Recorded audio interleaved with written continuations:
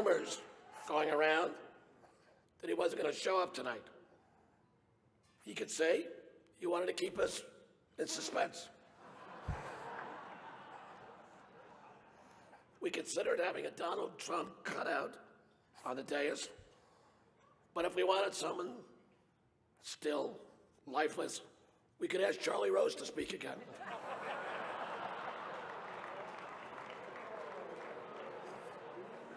It is historic that Donald is here tonight. That's right, for the first time, the Catholic Church is not the largest tax-exempt landowner here tonight.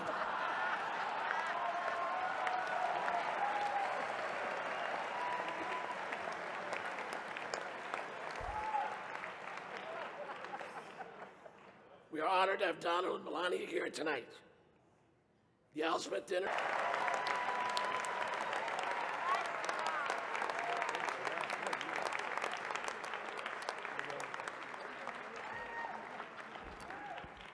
Thank you, Al. Wow.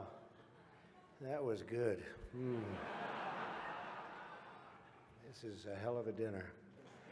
Well, I want to thank Your Eminence. This is really great to be with you again. We love it. Governor Cuomo, our great senators. Hi, Chuck. He used to love me when I was a Democrat, you know.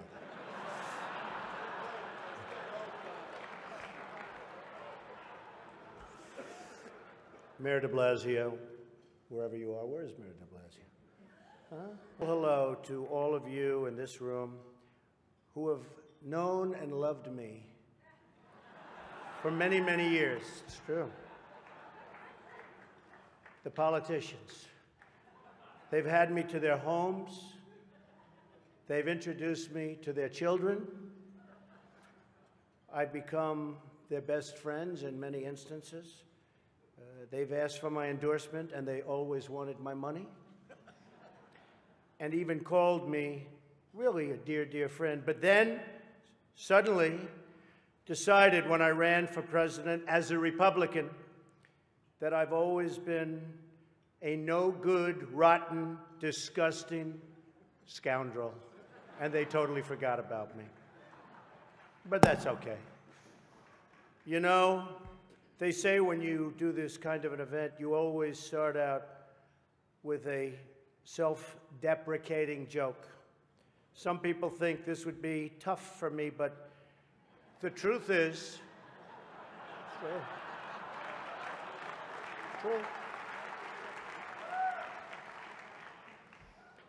the truth is I'm actually a modest person, very modest. It's true. In fact, many people tell me that modesty is perhaps my best quality. Even better than my temperament. You know, Cardinal Dolan and I have some things in common. For instance, we both run impressive properties on Fifth Avenue. Of course, his is much more impressive than mine. That's because I built mine with my own beautifully formed hands. While his was built with the hands of God, and nobody can compete with God. Is that correct? Nobody, right? That's right. No contest. It's great to be here with 1,000 wonderful people, or as I call it, a small, intimate dinner with true. Not for a long period of time, but I was for about 3 weeks.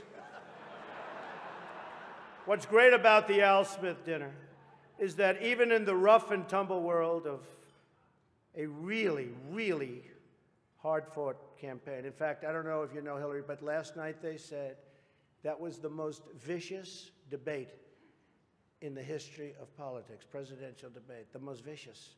And I don't know, are we supposed to be proud of that, or are we supposed to be unhappy? But they did say that, and I'm trying to think back to Lincoln. I don't think they can really compete with that. But the candidates have some lighthearted moments together, which is true.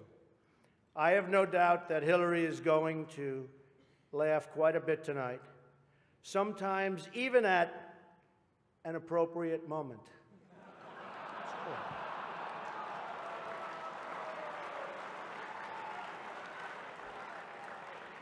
And even tonight, with all of the heated back and forth between my opponent and me at the debate last night, we have proven that we can actually be civil to each other.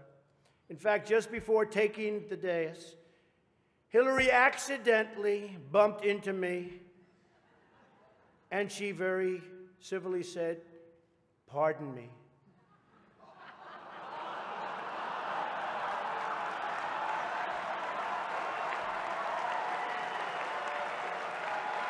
And I very politely replied, "Let me talk to you about that after I get into office."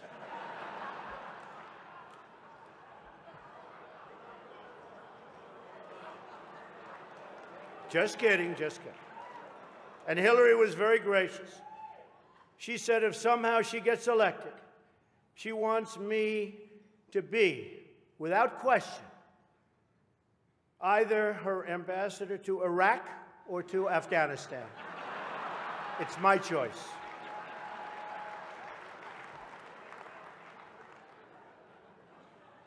But one of the things I noticed tonight, and I've known Hillary for a long time, is this is the first time ever, that Hillary is sitting down and speaking to major corporate leaders and not getting paid for it. It's true. It's true. It's true. You know, last night, I called Hillary a nasty woman. But this stuff is, I'm actually starting to like Rosie a lot.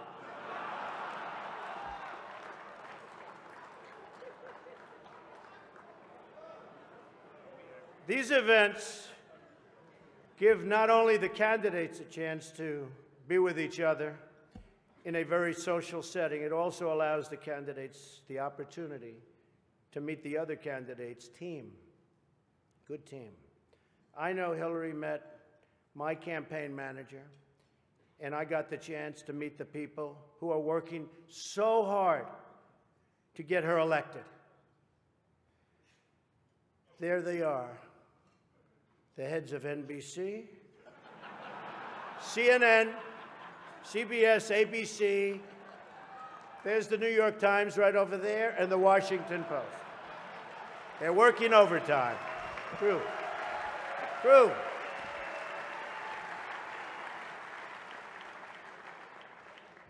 Oh, this one's going to get me in trouble.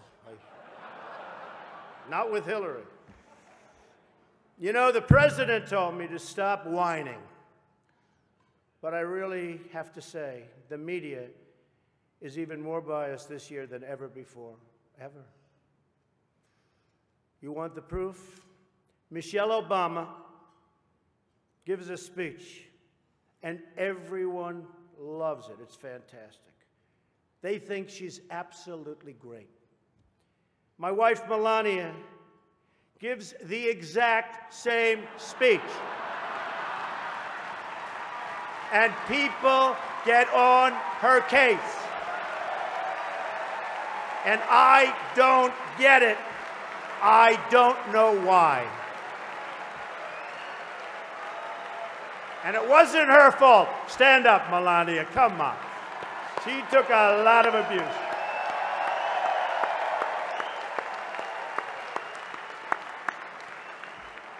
Oh, I'm in trouble when I go home tonight. She didn't know about that one. Am I okay? Is it okay? Cardinal, please speak to her.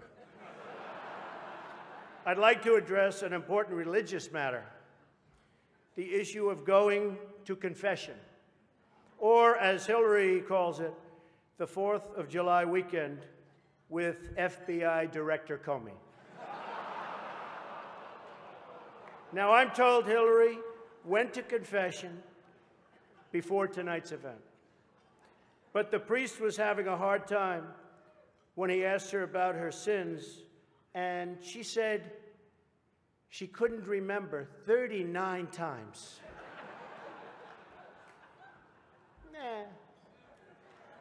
Hillary is so corrupt. She got kicked off the Watergate Commission. How corrupt do you have to be to get kicked off the Watergate Commission? Pretty corrupt. Hillary is and has been in politics since the 70s. What's her pitch? The economy is busted. The government's corrupt. Washington is failing. Vote for me. I've been working on these problems for 30 years. I can fix it, she says. I wasn't really sure if Hillary was going to be here tonight because I guess you didn't send her invitation by email. Or maybe you did, and she just found out about it through the wonder of WikiLeaks. We've learned so much from WikiLeaks. For example, Hillary believes that it's vital to deceive the people by having one public policy and a totally different policy in private. That's okay. I don't know who they're angry at, Hillary, you're right. For example, here she is tonight in public, pretending not to hate Catholics.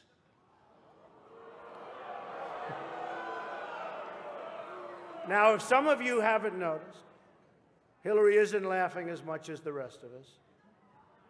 That's because she knows the jokes.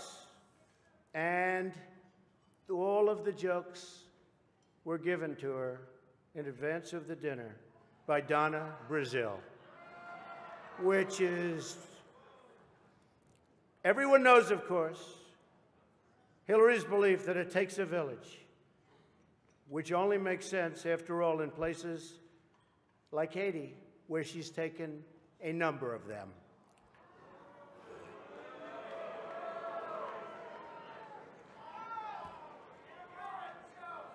Thank you. I don't know, and I don't want this evening without saying something nice about my opponent. Hillary has been in Washington a long time. She knows a lot about how government works.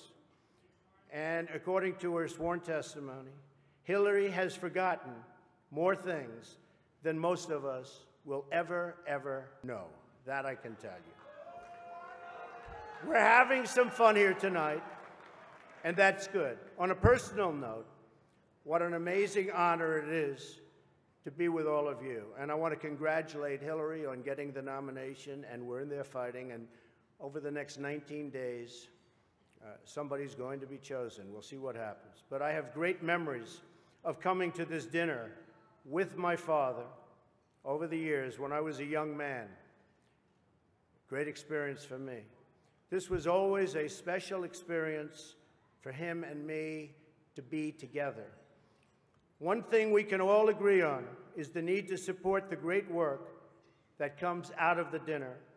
Millions of dollars have been raised to support disadvantaged children, and I applaud the many people who have worked to make this wonderful event a critical lifeline for children in need.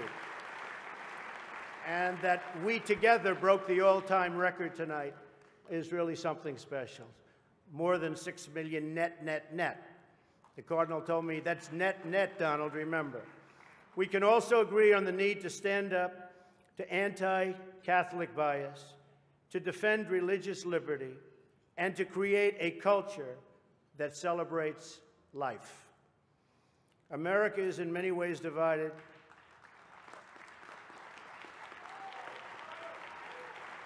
Thank you. America is in many ways divided like it's never been before. And the great religious leaders here tonight give us all an example that we can follow. We're living in a time and age that we never thought possible before. The vicious barbarism we'd read about in history books, but never thought we'd see it in our so-called modern-day world. Who would have thought we would be witnessing what we're witnessing today?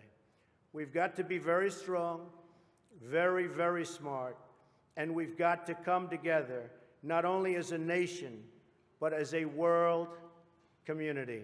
Thank you very much. God bless you, and God bless America. Thank you. Thank you. Thank you very much. Thank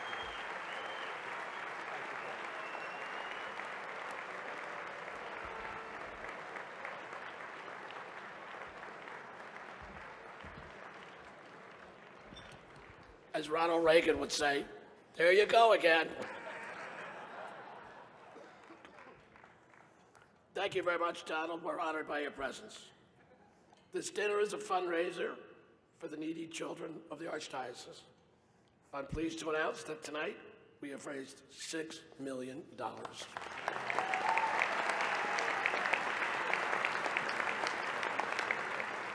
And let me put that in perspective for you.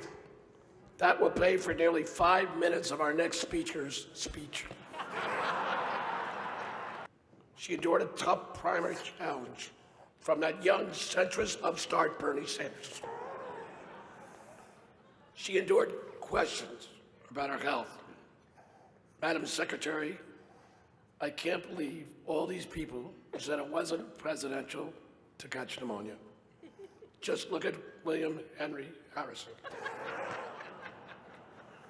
And she said things that she later had to take back. For example, Hillary really didn't mean it when she called half of Donald's supporters a basket of deplorables.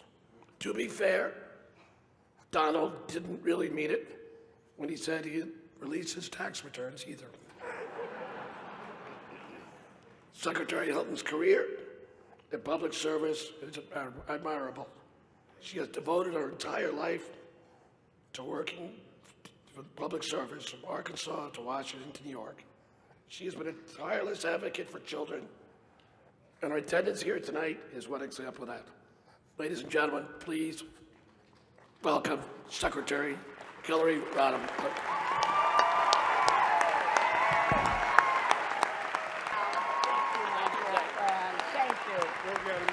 Thank you.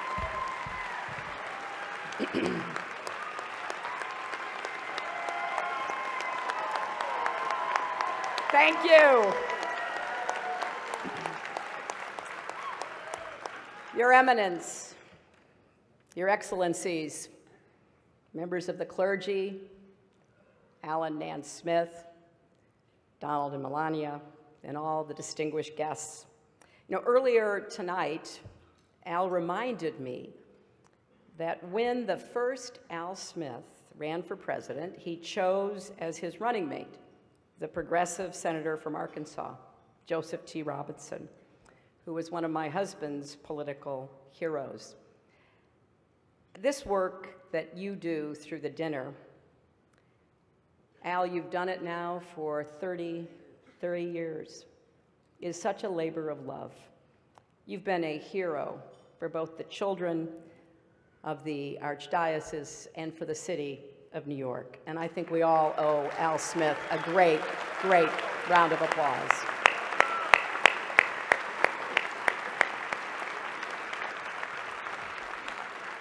This is such a special event that I took a break from my rigorous nap schedule to be here.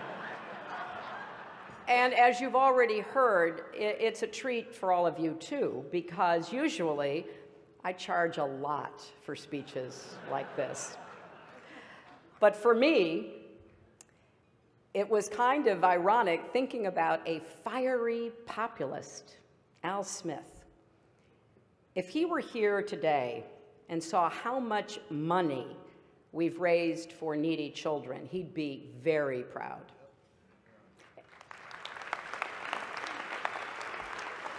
And if he saw this magnificent room full of plutocrats celebrating his legacy, he'd be very confused. It's a special honor to be here with Your Eminence. Now, I know, Your Eminence, you were criticized for inviting both Donald and me here tonight. Now, just to be clear, I think the Cardinal is saying I'm not eligible for sainthood. But getting through these 3 debates with Donald has to count as a miracle.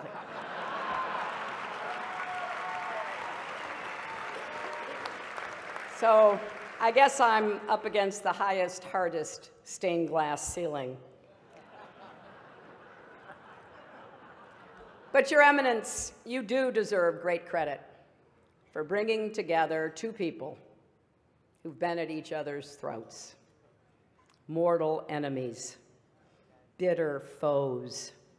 I've got to ask, how did you get the governor and mayor here together tonight?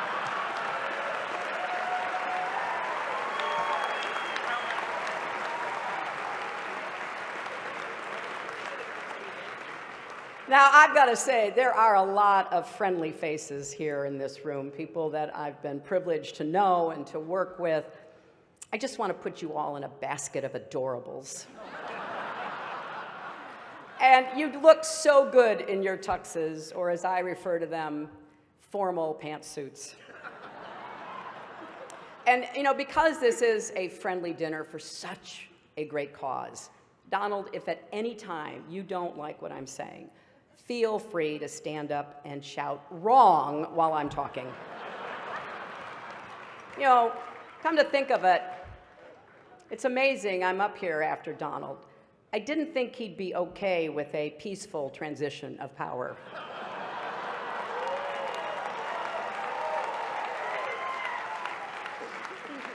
And Donald, after listening to your speech, I will also enjoy listening to Mike Pence deny that you ever gave it.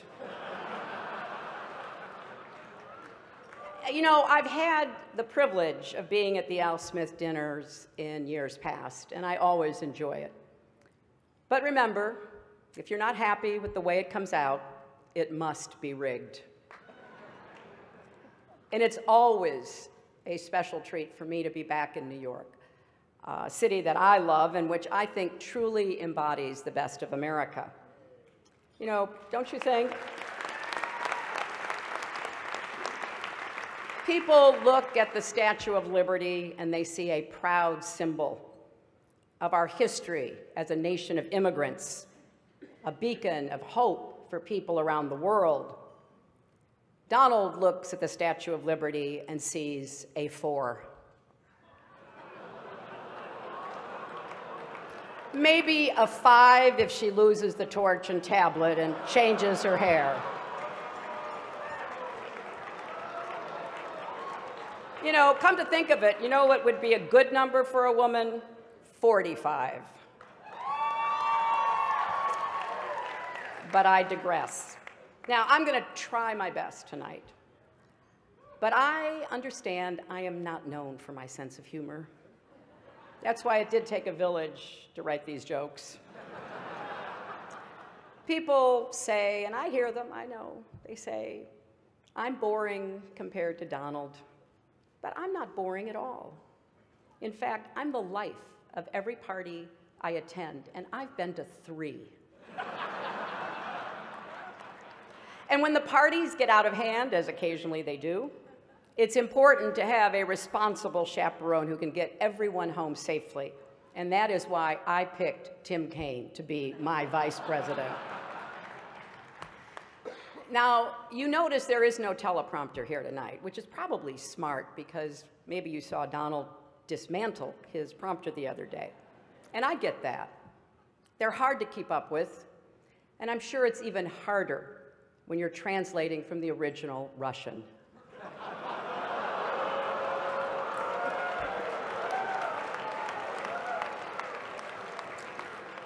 But every year, this dinner brings together a collection of sensible, committed, mainstream Republicans, or as we now like to call them, Hillary supporters. Now, some of my critics, and I hear that too, yeah, they think I only say what people want to hear. Well, tonight that is true. And here's exactly what you want to hear. This election will be over very, very soon.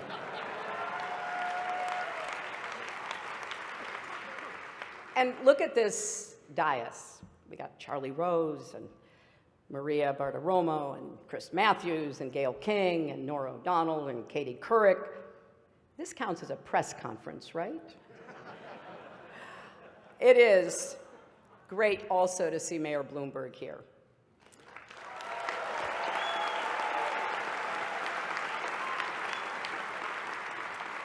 It's a shame he's not speaking tonight. I'm curious to hear what a billionaire has to say.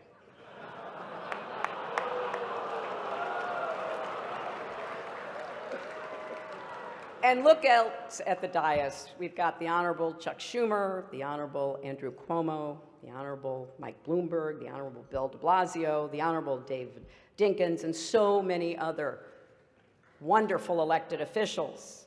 And we have Rudy Giuliani. Now, many don't know this, but Rudy actually got his start as a prosecutor, going after wealthy New Yorkers who avoided paying taxes. But as the saying goes, if you can't beat him, go on Fox News and call him a genius. So as I've said, we've now had our third and thankfully final debate. Sharing a stage with Donald Trump is like, well, nothing really comes to mind. There is nothing like sharing a stage with Donald Trump. Donald wanted me drug tested before last night's debate. And look, I gotta tell you, I am so flattered that Donald thought I used some sort of performance enhancer. Now, actually, I did. It's called preparation.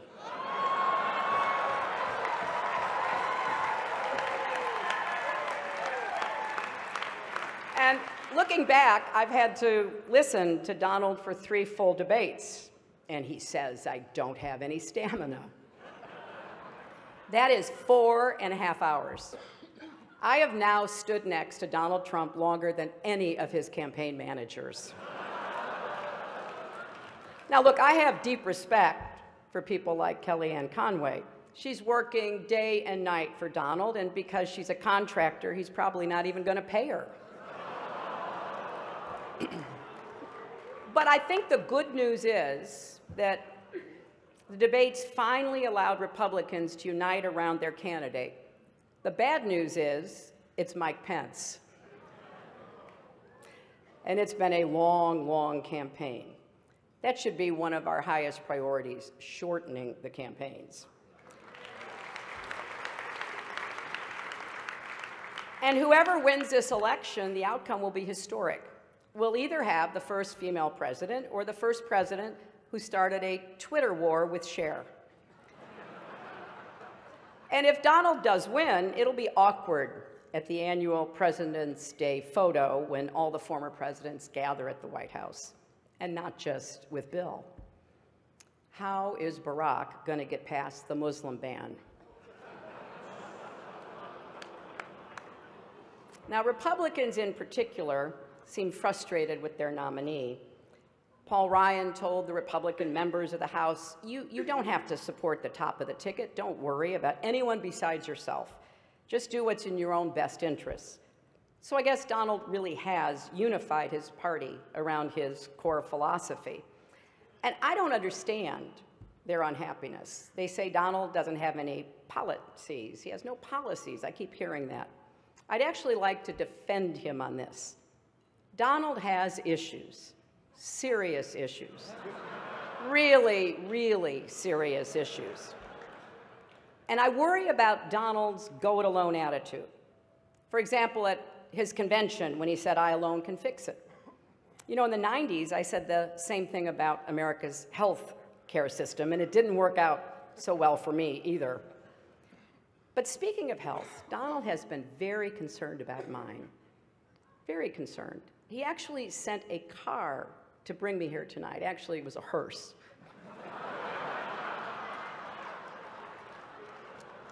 But I kind of want to just put the information out there so everybody can draw their own conclusions and you can judge our relative health. We've each released our medical records. My blood pressure is 100/70. His is unbelievably great. My cholesterol is 189. His is presidential. My heart rate is 72 beats per minute. His is the most beets ever or the least beets ever, whichever sounds best. But Donald really is as healthy as a horse. You know, the one Vladimir Putin rides around on.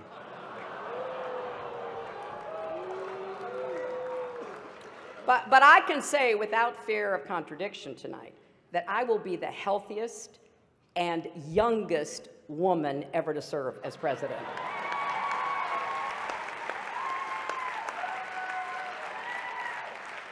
But this has really been a strange campaign. You saw it last night, you saw it again tonight.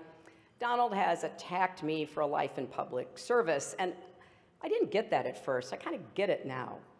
As he told Howard Stern, he doesn't like it when women have been around for more than 35 years.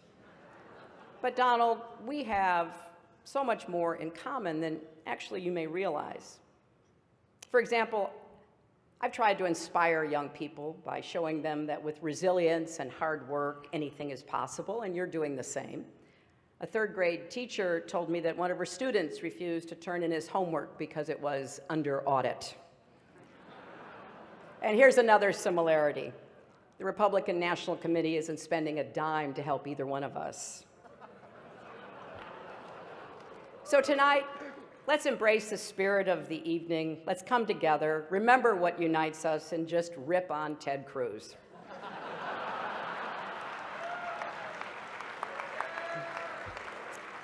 I hope you enjoyed my remarks tonight. I said no to some jokes that I thought were over the line. But I suppose you can judge for yourself on WikiLeaks in the next few days. Donald will tell us after the benediction whether he accepts that this dinner is over. He has to wait and see. But there's nothing funny about the stakes in this election. In the end, what makes this dinner important are not the jokes we tell, but the legacy that we carry forward. It is often easy to forget how far this country has come. And there are a lot of people in this room tonight who themselves, or their parents or grandparents, came here as immigrants, made a life for yourselves, took advantage of the American dream and the greatest system that has ever been created in the history of the world to unleash the individual talents, energy, and ambition of everyone willing to work hard. And when I think about what Al Smith went through, it's important to just reflect how groundbreaking it was for him, a Catholic, to be my party's nominee for president. Don't forget, school boards sent home letters with children saying that if Al Smith is elected president, you will not be allowed to have or read a Bible. Voters were told that he would annul Protestant marriages. And I saw a story recently that said people even claimed the Holland Tunnel was a secret passageway to connect Rome and America to help the Pope rule our country. Those appeals to fear and division, can cause us to treat each other as the other. Rhetoric like that makes it harder for us to see each other, to respect each other, to listen to each other, and certainly a lot harder to love our neighbor as ourselves. I believe how we treat others is the highest expression of faith and of service. Now, I'm not Catholic, I'm a Methodist, but one of the things that we share is the belief that in order to achieve salvation, we need both faith and good works. And you certainly don't need to be Catholic to be inspired by the humility and heart of the Holy Father, Pope Francis, or to embrace his message.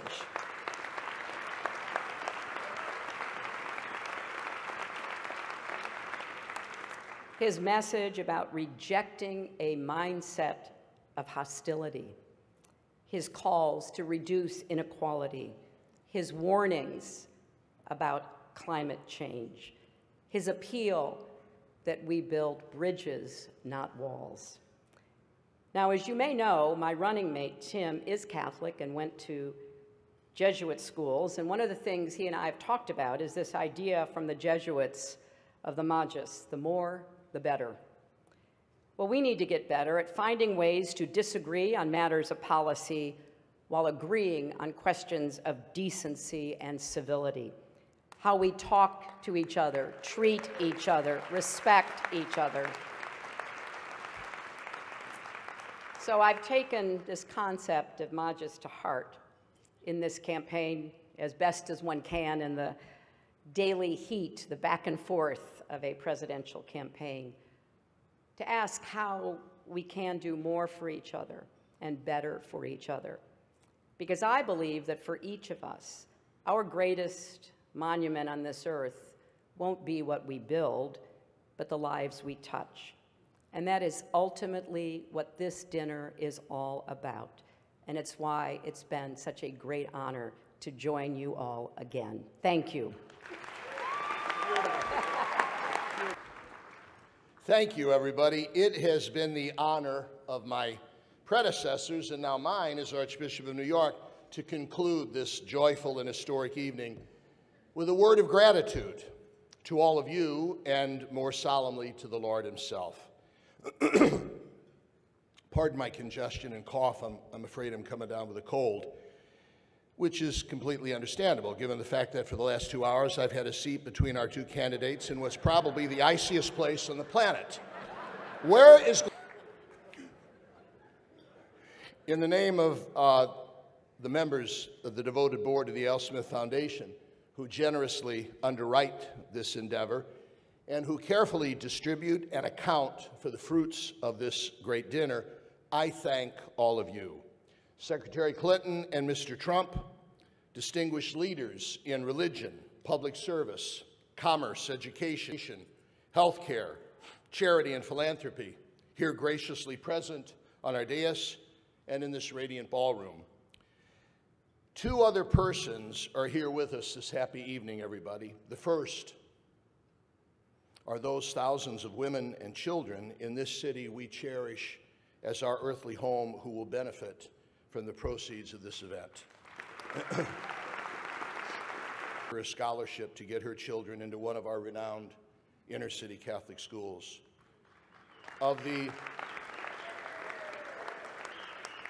I'm talking to the troubled young mother needing support and encouragement to bring the tiny baby in the sanctuary of her womb to birth. I'm talking to the Mexican immigrant mom approaching our Catholic charities for help in uniting her family and obtaining citizenship, English language instruction, and job training. None of these brave women could afford a ticket to the Al Smith dinner, as it's more than they'd make in a month, but they're sure grateful you could, because as of tomorrow, thanks to all of you, $6 million will begin to flow out to lift them up.